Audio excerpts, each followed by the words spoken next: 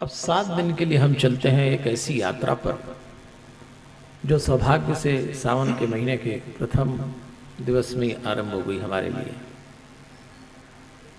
भारतीयता का अक्षय कोश, कल्याण की विराट परंपरा का प्रतिनिधि, आनंद के सृजन का उद्घोष, देवों के देव महादेव का आत्मदर्शन जो हमारे लिए जीवन दर्शन बन जाएगा, ऐसा ये शिव पुराण जिसकी कथा केवल सुनाई ही नहीं देगी, दिखाई भी देगी। इस कथा के अक्षर, इसके समास, अभिव्यंजनाएं हमारे बिखरे जीवन को गूंथ देगी। इस कथा की मीठी और प्यारी बोली आप जितना दूसरों पे छिड़केंगे उतनी सुगंध आपके भीतर से आएगी। ये कथा सत्यम शिवम सुंदरम का संदेश देते हुए बता रही है कि अगर सुंदरता आपके भीतर नहीं है तो पूरी दुनिया में खोज लो, फिर कहीं भी नहीं है। इस सत्संग में आपका आगमन इस बात को आश्वस्त कर रहा है कि परमात्मा मनुष्य बना के निराश नहीं हुआ है। तो देवियों और सज्जनों, सबसे पहले थोड़ा ये समझ लें कि शिव पुराण है क्या। ब्रह्मा जी ने अपने समूचे ज्ञान को नारद को सौंपा, नारद जी ने उस पूरे ज्ञान को व्यास जी को सौंपा। व्यास जी कौन थे? उनका पूरा नाम था द्वैपायन व्यास। बहुत अच्छे संपादक थे, बहुत अच्छे कंपाइलर। तो उस पूरे ज्ञान को व्यास जी ने 4 भाग में बांट दिया, तो 4 वेद बन गए, ऋग्वेद, यजुर्वेद, सामवेद, अथर्ववेद। फिर उन्होंने 6 शास्त्र बना दिए, वैशेषिक, न्याय, सांख्य, वेदांत, योग, मीमांसा। तो 6 शास्त्र बन गए। फिर उन्होंने 18 पुराण बनाए, और उस 18 पुराण में से देवियों और सज्जनों, ये एक पुराण है जिसको हम सुन रहे हैं, चौथा पुराण, शिव पुराण। इस शिव पुराण में 7 संहिताएं हैं। पहली संहिता का नाम यानी चैप्टर कह लें आप, विद्येश्वर संहिता। फिर रुद्र संहिता, फिर शतरुद्र संहिता, फिर कोटि रुद्र संहिता, फिर उमा संहिता, फिर कैलाश संहिता, और फिर वायवीय संहिता। तो ये 7 चैप्टर हो गए इसके। अब जो एक संहिता है रुद्र संहिता, उसमें भी 5 भाग और होंगे। ये सब हम आगे सुनते चलेंगे। बहुत सारी बार बहुत सारे लोगों के मन में एक प्रश्न खड़ा होता है कि जब भगवान ब्रह्मा विष्णु महेशी हैं तो फिर 18 पुराण क्यों? और कभी कभी एक पुराण में दूसरे की आलोचना भी आ जाती है। देखिए, थोड़ा समझते चलते हैं कि अलग अलग पुराण क्यों बने। हर पुराण में व्यास जी ने ही 24 अवतारों के चरित्र का वर्णन किया है। तमोगुण, रजोगुण, सतोगुण, 3 गुणों के आधार पर वर्णन हुआ है।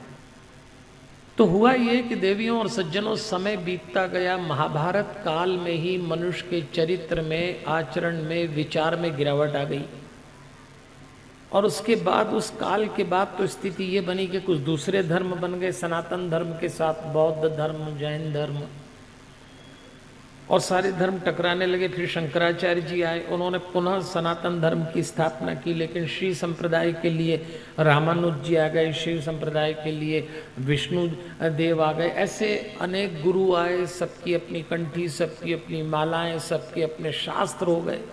देखते ही देखते दृश्य बदलने लगा। शैव और शाक्त में युद्ध भी हुए। शैव मतलब शिव परंपरा को मानने वाले, शाक्त मतलब देवी को मानने वाले। वैष्णव अलग खड़े हो गए, विष्णु जी वाले। समय बीतता गया।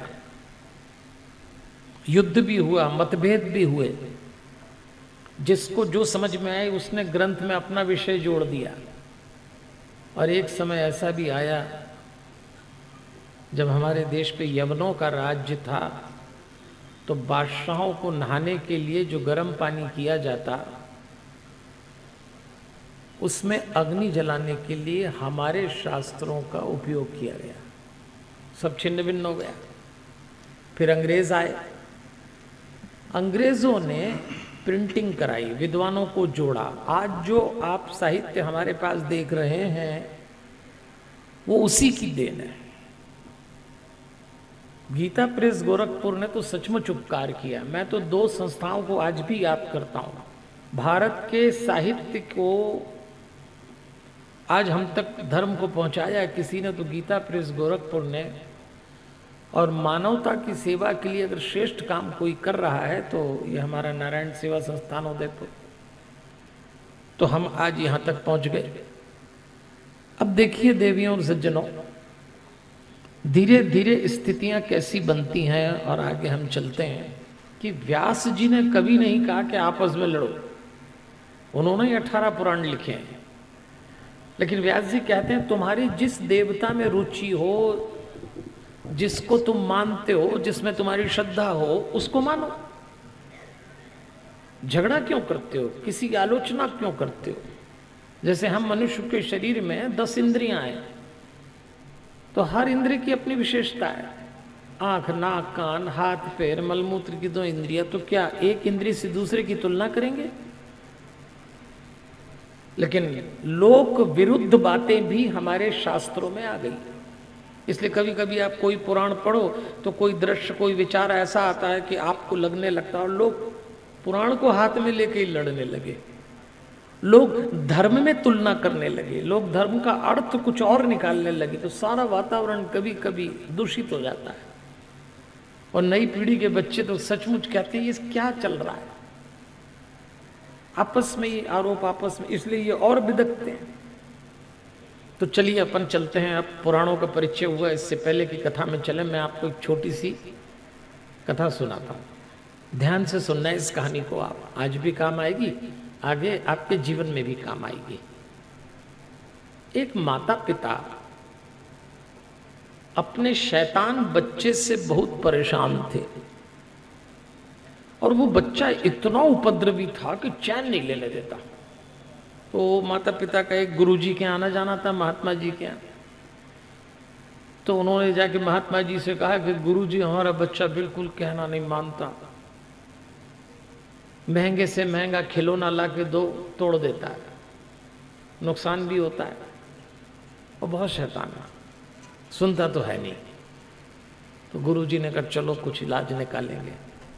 बोले हर खिलौना, बोले घंटे भर में ही तोड़ देता है, घंटा भर भी बहुत दूर, लाओ खेल तोड़ देता है। एक दिन गुरुजी कहीं जा रहे थे तो उनके पास से एक ठेले वाला निकला, और वो ठेले वाला चिल्ला रहा था मजबूत खिलौना ले लो, मजबूत खिलौना ले लो, ऐसा खिलौना जो कोई तोड़ न सके। तो गुरुजी को याद आया कि अपने 2 भगत का बच्चा खिलौने तोड़ता है, वो परेशान है, तो ये खरीद लेते हैं। उन्होंने खरीद लिया मजबूत खिलौना। और वो जो उनके शिष्य थे, माता पिता, वो आए, बोले तुम्हारा बच्चा खिलौने तोड़ता है, हमने मजबूत खिलौना खरीद लिया, रखो। बड़े खुश हो गए। गुरुजी ने व्यवस्था कर दी, समाधान निकाल दिया। घर गए, बच्चे को खिलौना दे दिया। 6 महीने बाद वो माता पिता आश्रम आए तो गुरुजी ने पूछा तुम्हारी प्रॉब्लम सॉल्व हो गई? वो बच्चे ने खिलौना, बड़ा मजबूत खिलौना था। तब उन्होंने कहा महाराज प्रॉब्लम क्या सॉल्व हुई, और बढ़ गई। बोले क्यों, क्या हुआ? बोले वो जो मजबूत खिलौना आपने दिया था, तो बोले उसको तो नहीं तोड़ पाया। हाँ, बोले उसको तो नहीं तोड़ पाया, पर उस खिलौने से उसने सारे घर के बर्तन फोड़ दिए, सारे घर के कांच फोड़ दिए, और हम मना करना चाहें तो हमारा भी माथा फोड़ता। ये कहानी हम लोगों की है। हमने एक देवता पकड़ा, एक ग्रंथ पकड़ा, और उसी से फिर फोड़ा फाड़ी चालू कर दी। किसी भी देवता का स्वरूप, किसी भी ग्रंथ का स्वरूप आपको हिंसक नहीं बनाता, आपको जोड़ता है, तोड़ता नहीं है। इसलिए शिव पुराण इस दृष्टि से सुनिएगा देवियों और सज्जनों, आज पहला दिन है तो हम समझते चले कि हमारी कथा का आधार 4 बातें होंगी। इस शिव पुराण को हम 4 बातों के आधार पर सुनेंगे, क्योंकि इस शिव पुराण में जब हम चलेंगे तो बहुत सारे प्रसंग आने वाले, बहुत सारे मतलब बहुत सारे, 464 अध्याय हैं, 24,000 श्लोक हैं, और वो भी संस्कृत में है श्लोक। तो पूरा शिव पुराण तो कोई पढ़ ही नहीं सकता, हिंदी आ नहीं रही लोगों को, संस्कृत कहां से पढ़ेंगे। तो इस शिव पुराण का मूल पाठ उज्जैन से आके पंडित जी, पंडित राम लखन शास्त्री जी, पंडित शिवम जी, पंडित गोविंद जी कर रहे हैं। मैं तो प्रमुख प्रसंगों की व्याख्या आपको इस व्यासपीठ से सुनाऊंगा। तो हमारी चर्चा का 4 आधार है। पहला, इसमें भगवान शिव के स्वरूप का वर्णन है, उनका तात्विक विवेचन है, उनकी लीला के रहस्य, उनकी महिमा बताई है। तो हम उसी पे चर्चा करेंगे। पहला आधार स्वरूप का वर्णन। दूसरा, इसमें शिव जी की उपासना की पद्धति बताई है, श्रवण, मनन और कीर्तन।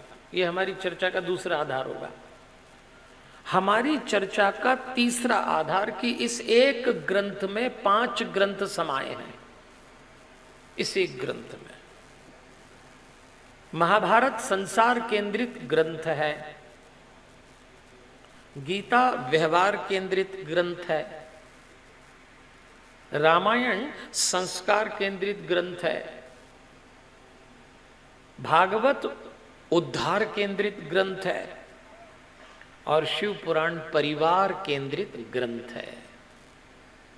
अब हम फैमिली मैनेजमेंट सीखेंगे 7 दिन। परिवार का भी एक प्रबंधन होता है। ये जो हम सब लेके बैठे हैं, ये क्या है? अपना परिवार है। और चूंकि शिव पुराण परिवार केंद्रित ग्रंथ है, इसलिए आपसे निवेदन करूंगा देवियों और सज्जनों, मैंने बहुत दुनिया देखी, आपने भी देखी होगी। हमारा देश कई मामलों में कई मुल्कों से पीछे है, पर एक मामले में हमारा देश सब पे भारी पड़ता है, सारी दुनिया पे, कि जैसे परिवार भारत के पास है, दुनिया में किसी देश के पास नहीं है, भारत के पास है। अच्छा देखो, एक बात और समझ लें कि आप लोग 7 दिन 3 घंटे जो भी करो जम के करना। ताली तो ठीक से बजाइए, कम से कम ऐसे ताली। हाँ, अच्छा ये भी बताइए कि जब मैंने कहा दोबारा तो आपने ताली अच्छी बजाई, तो पहले क्यों नहीं बजाई?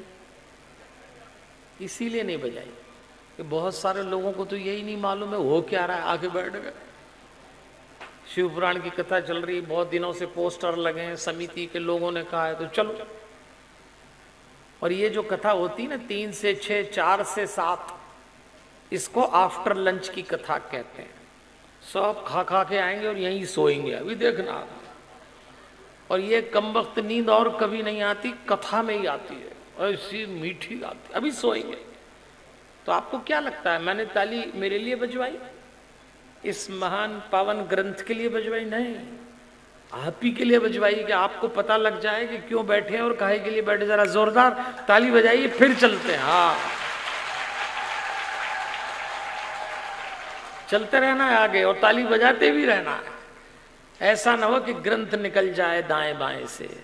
इसलिए देवियों और सज्जनों, ये परिवार प्रबंधन का ग्रंथ है। तो हमारी चर्चा का जो पहला आधार है भगवान का स्वरूप है, उपासना की पद्धति है, इसमें 5 ग्रंथ समाये हैं।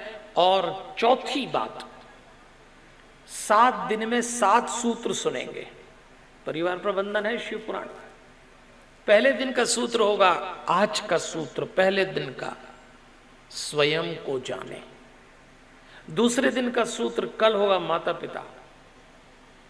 तीसरे दिन का सूत्र होगा पति पत्नी। चौथे दिन संतान। 5वें दिन भाई बहन रिश्तेदार। 6वें दिन समाज। और 7वें दिन राष्ट्र। ये 7 सूत्रों को समेटते चलेंगे। आज पहला दिन है, मैं आपको परिचय करा रहा हूं कि किस तरह से हम शिव पुराण में प्रवेश करने वाले हैं।